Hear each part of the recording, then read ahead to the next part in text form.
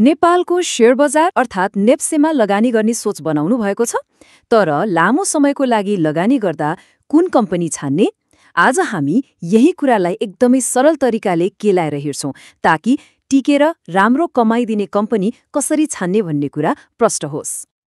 हेर्नुस् न, नेप्सेमा त सयौं कम्पनीहरू छन्, होइन? अब कुन चाहिँ किन्ने त? यो प्रश्नले सुरुमा त जो कोहीलाई पनि अलमल्ल पारिदिन्छ। अब यही अलमललाई हटाउन आउनुहोस् एउटा यात्रा सुरु गरौँ। हामी लगानीको सबैभन्दा पहिलो प्रश्नबाट सुरु गर्छौं अनि फन्डामेन्टली स्ट्रङ भनेको के हो त्यो बुझ्छौं, त्यसलाई नाप्ने केही मुख्य वित्तीय अनुपातहरू सिक्छौं, संख्याभन्दा पर गएर पनि विश्लेषण गर्छौं र अन्त्यमा सफलताको लागि कस्तो मानसिकता चाहिन्छ भनेर जान्नेछौं। ल, त्यसो भए सुरु गरिहालौँ है त। लगानी सुरु गर्दा अलिकति डर लाग्नु त सामान्य नै हो, तर नातिनुस्, यसको एउटा पक्का समाधान छ।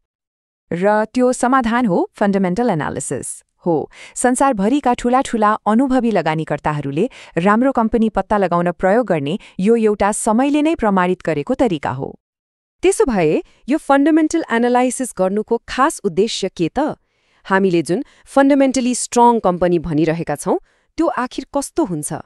के हो त्यो भनेको?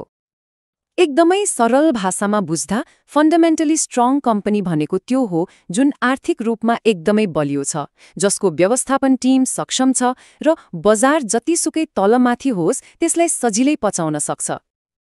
अब यस्ता कम्पनीहरूमा केही साझा गुणहरू हुन्छन्, जस्तै उनीहरूले नियमित रूपमा नाफा कमाइरहेका हुन्छन्, ऋण एकदमै कम हुन्छ जसले गर्दा जोखिम पनि कम भयो, हरेक वर्ष लाभांश बाँडिरहेका हुन्छन् अनि उनीहरू जुन क्षेत्रमा छन् त्यहाँ बिस्तारै आफ्नो बजार बढाउँदै लगेका हुन्छन्। ल, अब अलिकति प्र्याक्टिकल कुरा गरौँ है त। हरेक नयाँ लगानीकर्ताले जान्नै पर्ने केही आधारभूत औजारहरू अर्थात् फाइनान्शियल रेसियोहरूको बारेमा अब हामी सिक्नेछौँ। धेरै कुरामा अल्झिनु पर्दैन। हामी जम्मा 4वटा तर एकदमै शक्तिशाली रेसियोहरूमा ध्यान दिन्छौं: EPS, PE रेसियो, ROE र DE रेसियो। पहिलो नम्बरमा आउँछ EPS अर्थात् अर्निङ्स पर शेयर। यसले के देखाउँछ भने लगानीकर्तासँग भएको हरेक एक किता शेयरले कति नाफा कमाइरहेको छ। सिधा कुरा, EPS जति बढी भयो कम्पनीको कमाई त्यति नै बलियो मानिन्छ। अब दोस्रोमा आउँछ PE रेसियो। यसले एउटा महत्त्वपूर्ण प्रश्नको जवाफ दिन मद्दत गर्छ। कम्पनीको कमाईको हिसाबले हेर्दा त्यसको शेयरको भाव अहिले सस्तो छ कि महँगो। तर एउटा कुरा के याद राख्नुपर्छ भने PE रेसियोलाई जहिले पनि एउटै सेक्टरका कम्पनीहरूसँग मात्र तुलना गर्नुपर्छ है। तेस्रो, र यो चाहिँ एकदमै महत्त्वपूर्ण छ, त्यो हो ROE अर्थात् रिटर्न अन इक्विटी। यसले के नाप्छ भने लगानीकर्ताले लगाएको पैसालाई प्रयोग गरेर कम्पनीले कति कुशलतापूर्वक नाफा कमाइरहेको छ।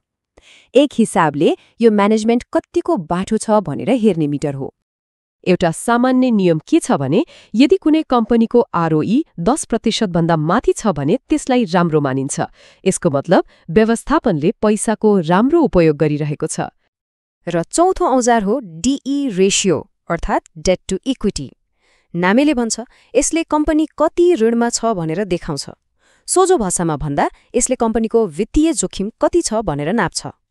अब हेर्नुहोस्, धेरै ऋण भएको कम्पनी त जोखिमपूर्ण भइहाल्छ नि, होइन र? त्यसैले सामान्यतया DE रेसियो 1 भन्दा कम छ भने त्यो कम्पनीलाई सुरक्षित मानिन्छ।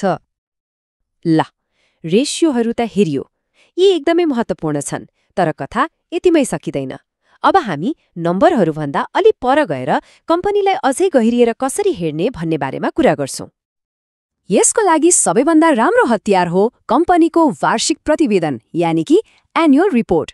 यसलाई सर्र पल्टाएर हेर्दा धेरै कुरा थाहा हुन्छ, जस्तै आम्दानी बढिरहेको छ कि छैन, व्यवस्थापनले भविष्यको बारेमा के सोचेको छ, अनि सबैभन्दा महत्त्वपूर्ण, अडिटरले कतै केही खतराको सङ्केत त दिएको छैन।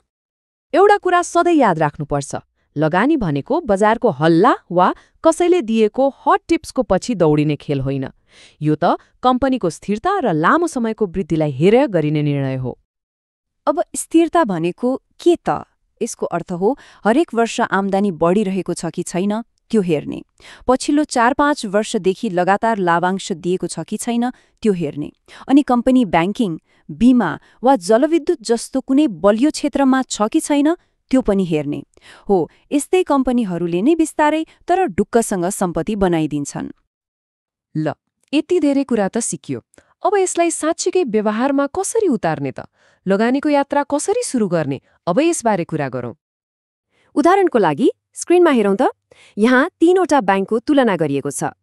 ग ब्याङ्कको इपिएस र आरओई अरू 2वटा भन्दा धेरै छ, अनि ऋण यानि कि डिई रेसियो पनि सबैभन्दा कम छ। यसले के देखाउँछ? क र ख ब्याङ्क भन्दा ग ब्याङ्क फन्डामेन्टली धेरै बलियो छ। हेर्नुस् त, यसरी तुलना गर्दा निर्णय लिन कति सजिलो भयो। अनि एउटा सल्लाह, सुरु गर्दा कहिल्यै पनि ठूलो रकमबाट नगर्नुहोस्। एकदम थोरै पैसाबाट सुरु गर्ने र सिक्ने मानसिकता राख्ने। म सबथोक जानेपछि मात्र लगानी गर्छु भनेर कुरेर बस्नुभन्दा गर्दै सिक्दै जानु सबैभन्दा उत्तम तरिका हो। ल, हामी अब अन्तिम तर सबैभन्दा महत्त्वपूर्ण कुरामा आइपुग्यौँ। त्यो हो दीर्घकालीन सफलताको लागि चाहिने मानसिकता। जब सही कम्पनीमा सही सोचका साथ धैर्य गरेर लगानी गरिन्छ, तब एउटा जादुई कुरा हुन्छ, र त्यो हो अनि पैसाले लगानीकर्ताको लागि काम गर्न थाल्छ। आखिर लगानीको अन्तिम लक्ष्य भनेकै यही त हो नि। त्यसो भए के देखियो त? फन्डामेन्टली स्ट्रङ कम्पनी खोज्नको लागि फाइनान्सको ठूलो ज्ञाता हुनुपर्छ भन्ने छैन।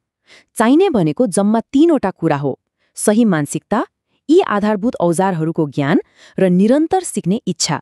यति भएपछि आर्थिक रूपमा बलियो र स्थिर कम्पनीहरूले नै सफलताको बाटो देखाउँछन्।